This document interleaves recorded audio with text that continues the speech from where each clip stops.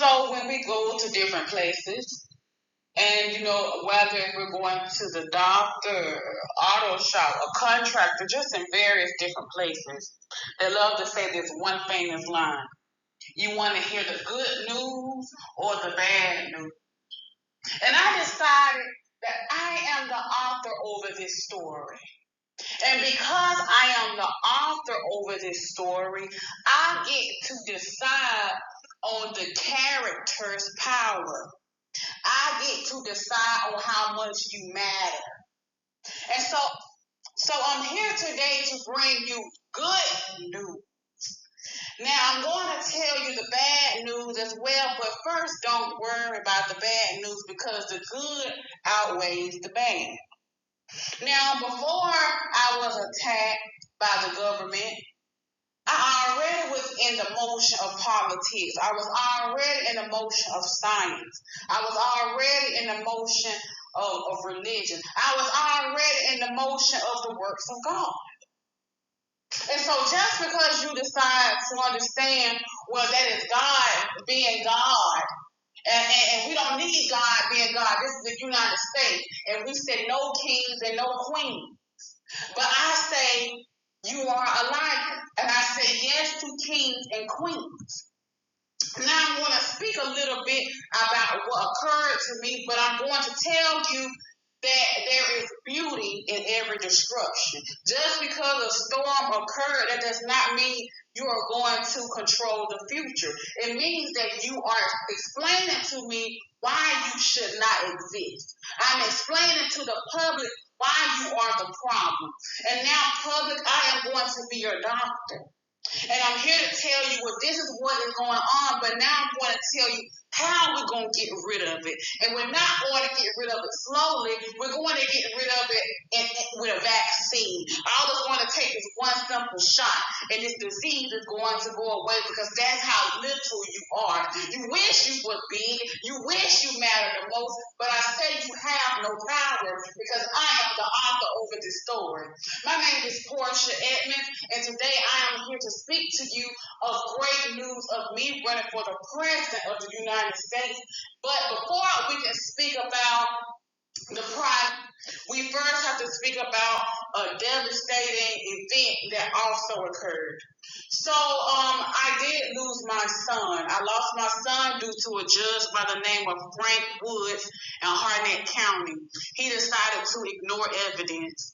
I did not have the funding at this time. I was a military spouse. And when you are a military spouse, my heart goes out to every last one of you.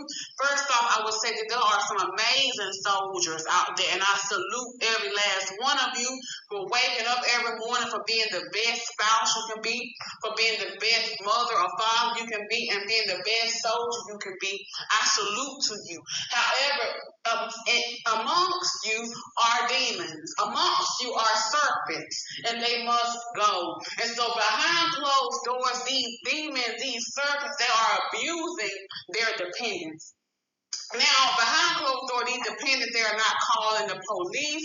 They are not informing anyone of the abuse they are experiencing. They are silent. They are silent because they are dependents. And so when you are dependent, you have an understanding, well, if I speak, I'm going to lose this, and I have children that are dependent on me. And so if I have children that are dependent on me, I stand to be abused behind closed doors because I will be silent because I have children. I will be silent because I do not know what the future is going to hold because I am speaking. And so I understand your side of the story. You are silent. Now, in my situation, I was dealing with extreme abuse behind closed doors. I dealt with it for many, many years from my husband. And so I decided to leave my husband. However, my husband was military. My husband took me to court. I did not have the money for an attorney. I had the money. I only made enough money to provide for my household, but I did not have money to fight inside of a courtroom. When we went inside of this courtroom, because my husband was a soldier, I was completely ignored. No evidence I showed mattered. Nothing I said mattered. I was there, but it was just as if I was not there. And at the end of my case, Judge Frank Wood looked at me and told me, well, you should have just hired an attorney. An attorney at that time was $7,000 just for your case to start, and plus you had to pay a monthly fee of $500. The funding was not there. So when I went in that courtroom, I had to speak on my own behalf. Yes, I understand there are free programs that are supposed to exist for the public when you cannot afford an attorney. However, I was denied. So I ended up losing custody over my son, not because I was an unfit mother, but simply because of the fact I could not afford an attorney. So now we moved to Georgia. At this time, it's me and my daughter. We are the last standing two. And we moved inside of our house in Columbus, Georgia that I had purchased a few years ago. A company by the name of Endless Solutions stole my property using a fraudulent quitclaim deed. I will give you all a real quick rundown on how this occurred to me because I do not want this to occur to anybody else. So I purchased a property at the tax auction. In Georgia, you are not allowed to touch a property for the first year. After the first year, you are supposed to go through a barment process, and this is the step I missed because I was new to the process, so I did not know any better. So I bought the house, and I waited the year, but after the year, I renovated the Sorry about that. Okay. I had renovated the property. So when I tried to sell the property, I was made aware that there was a cloud on the title, and it was due to me failing to do the barment exercise. And so when I was notified on how to do the process, I did the process. A company by the name of Endless Solutions saw my ad in the newspaper. They jumped up and they ran to the previous owners and convinced them to sign a quitclaim deed, which is legal in the state of Georgia. So I'm explaining to you, if you buy a house at the tax auction, make the same error I made, renovate the property, there's a third party, we understand morals, everybody do not have morals. But I will explain how my situation played out.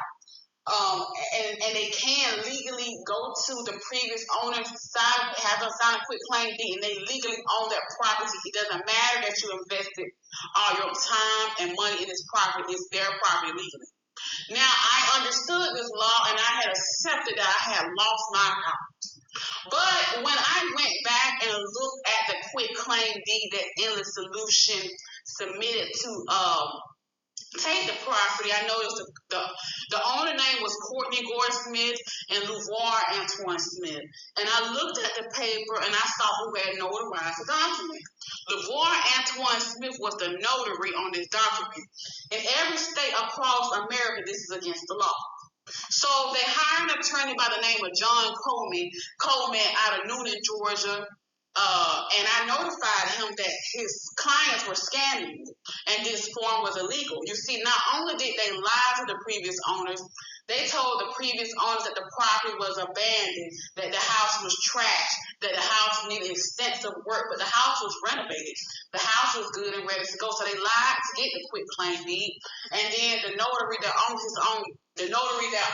Endless Solution notarized the documentation, which is against the law. You see, if you are a notary, any form you stand to benefit from, you are not allowed to notarize, no matter how small the benefit is. It can be the smallest drop of benefit. It can just be $1 or $2 you can gain from the process. Anything where you stand to benefit from the smallest amount, you are not allowed to notarize. You're not allowed to notarize for your wife. You're not allowed to notarize for your children. You're not allowed to notarize for your mother. You're not allowed to notarize for any members of your family, or be careful if you are even notarizing for a close acquainted friends. You are only truly allowed to notarize from people you don't know, or you have absolutely no interest in the transaction in. However, if your wife owns the company, and if you own the principal office where the company sits, you benefit from the transaction no matter how you flip it upside down, left, right, north, east, south, or west. It doesn't matter. But long story short, they decided to have court without me, so I was never served documentation of my court hearing. And so Judge Mullins in Columbus, Georgia decided to sign the rights to my property away. Now, if you want to know more of this story, please visit my TikTok, and I go into depth. And also, please read the link that I am providing, and you will see everything written out as well. Now let's move on forward with my daughter. My daughter was taken from me by CPS. You will assume that I am an unfit mother. I've lost my son already. Now here I am having a fight about my house. Now here comes CPS knocking on my door because the man that was abusing me for many, many years decided to call CPS on me. Why does my ex-husband call CPS? My ex-husband called CPS because I called CPS on him. I called CPS on my husband because my husband calls me after the judge has rewarded him custody over my son that he is about to kill himself. And you see, my husband, he's one that is just controlling. And so he doesn't love my son because since my son was taken from me those many years ago, I have not seen my son since. So he does not care for my son. He is only there to use my son as a method of control. So when he calls my phone, he tells me he's about to end it all. He has Levi with him at this time. I call 911. Of course, nothing is done. I call CPS. Of course, nothing is done. And so my husband just allows to do as he please. And so he then calls CPS and tells CPS, oh, she's crazy. She's talking to Wall. And so I'm going to explain to you what his attorney did. And again, I do have this on the link where his attorney decided to use my religious works against me and decided to say, oh, well, she claims that she's speaking to God. She's claiming of a relationship that this attorney knows nothing about. And this is why, again, I'm for kings and queens, because a law system designed for kings and queens, God said. But the justice system you all currently operate, there is no God. It is only a system operated by man. So now let's talk about this situation with CPS. CPS comes to my house and she says she tells me that she hears that I'm talking to Wall, that they use the fact that the judge in North Carolina has taken my son from me to deem me as unfit as a mother naturally.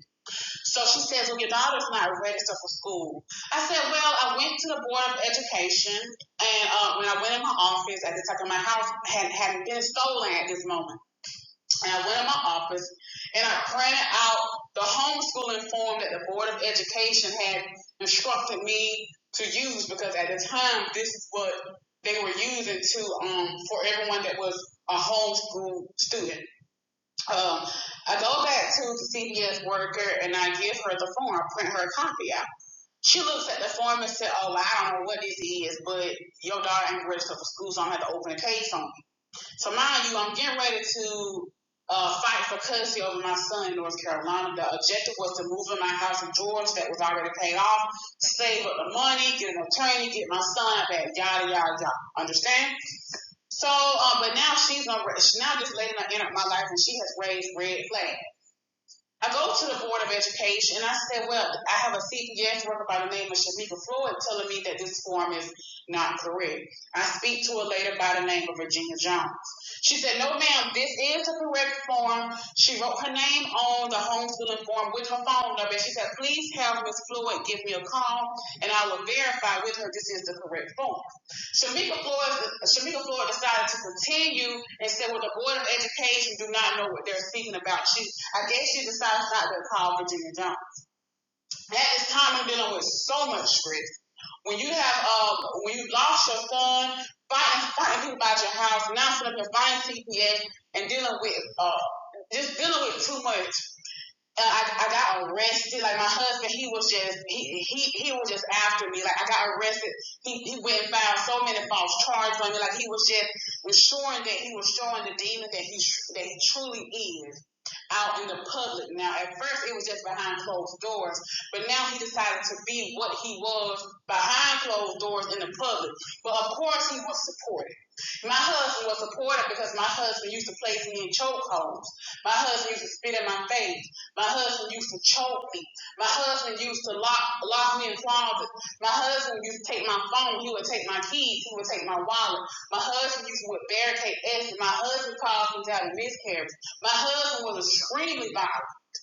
So when you are a dependent, so let me explain this first before we go any further. If you have a woman that is a dependent on a man, and she is dependent on a man, when she decides to get that faith up in her and leave that man, do not do anything in your power to destroy that woman, because you do not know what she was experiencing behind closed doors.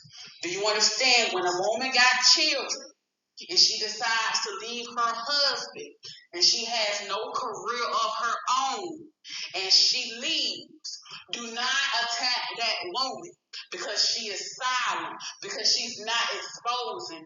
Understand that she still respect the person that she was with.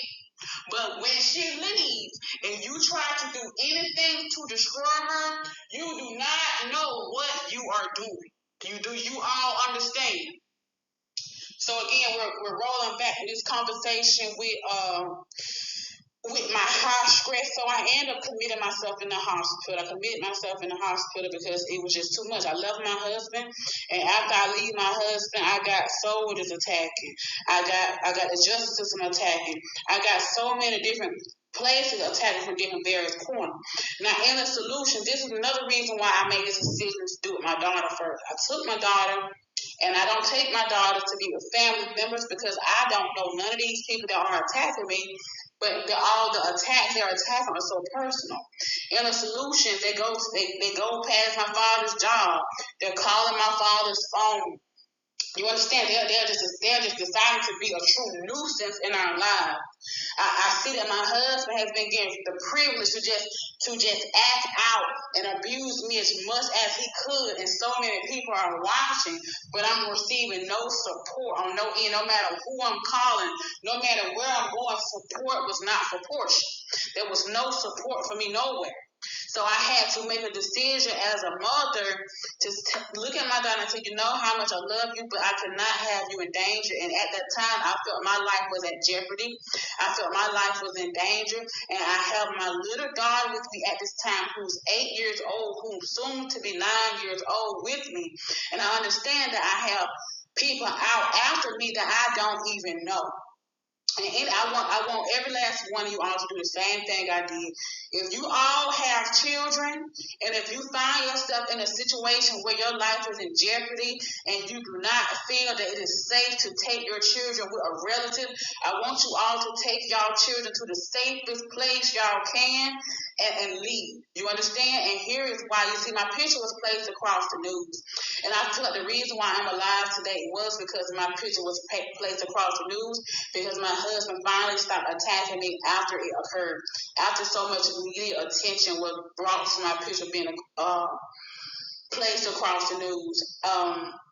I leave my daughter New Horizon, and I leave a note with the lady at the counter. And it's so hard for me to have this conversation today because you guys have no idea how hard it was to do that to your child that you love more than anything.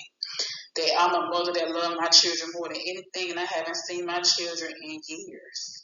You all understand? So I'm telling you, not only am I the tears that roll down my face, not only roll down my face on behalf of my daughter London and Levi, but on behalf of the ones that have suffered similar circumstances as myself. Okay, so I go to the hospital, and I'm in the hospital for a week. Even while I'm in the hospital, this sent out more. So now I'm in the hospital. Here, the police officers are serving me in the hospital with more letters. Like when I tell you, he's evil. He's just a natural evil spirit. Some things are just born evil. Some things were just created to destroy. And that's all he is. He's something that's just real evil. His core is wicked. There is nothing good about him. He's an evil spirit. You understand?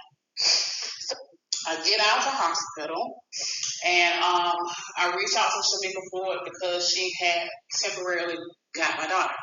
Shamika Ford said, well, you left your daughter outside with a note. I said, Shamika, you know I didn't leave my daughter outside. I left my daughter inside the building at the front desk, spoke to the front desk before I left. Do you all understand how hard it was to do that as a mama? I'm not just a mother, I'm a mommy. You understand? My daughter didn't go to school. I homeschooled my daughter because I truly enjoy her presence. I truly enjoy being around my children. You understand? So my kids didn't go to daycare. My kids were always at home with me.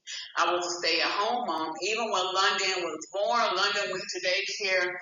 I don't know, maybe 3 months out of her entire life. And after that, she stayed at home with me. You understand? She did attend regular school in her youth, but because I didn't see a benefit of it, I saw that everything my daughter was going to school to learn were things I already had taught her. So I pulled her out of school, and I was homeschooling my daughter again because I enjoyed her presence. And so I never viewed my son or my daughter as a nuisance. I enjoy talking to them. I enjoy educating them. I enjoy my children.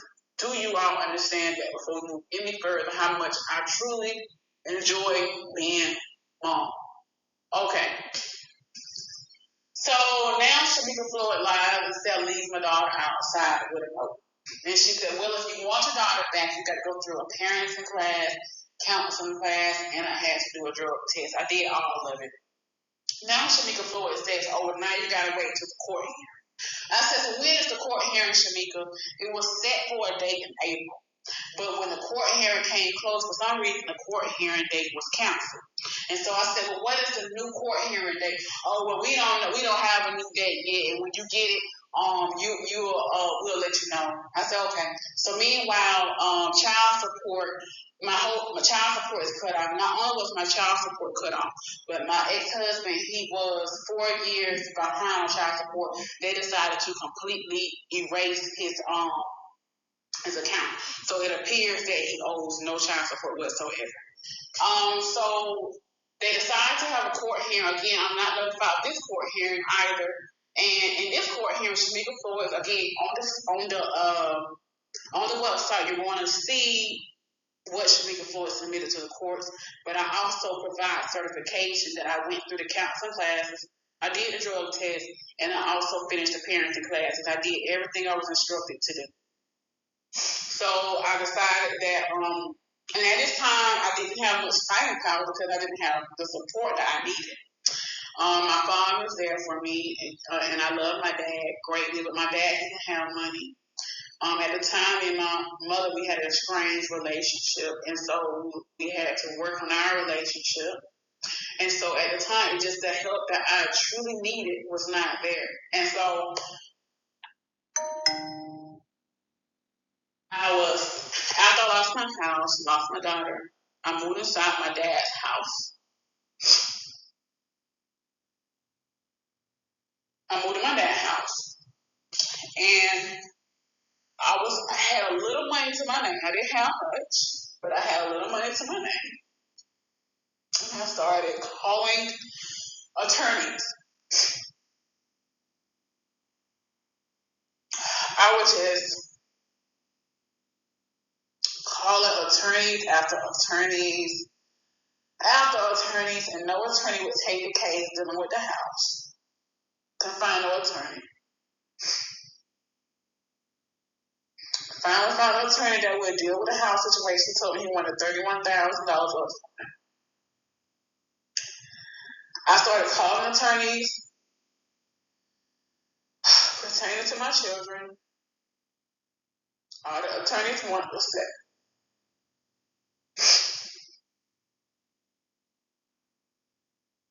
All the attorneys was asking for was $7,000 up front. That money was not there.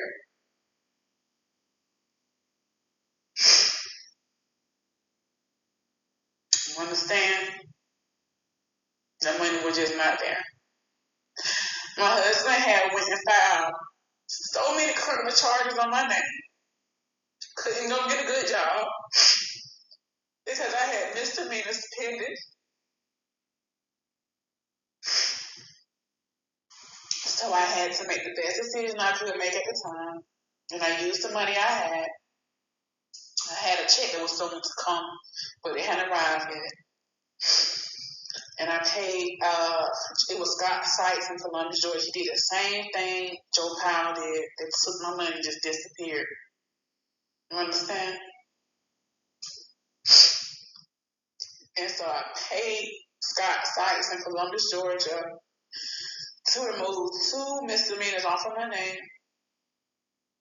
Then he didn't do it. I had a check to come in. And when I received this check, I just was not, it just, after you've been through that much, I was quiet.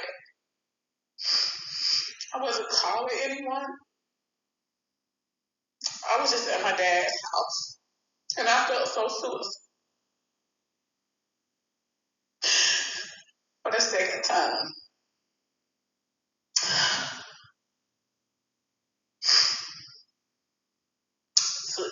I just needed to get away.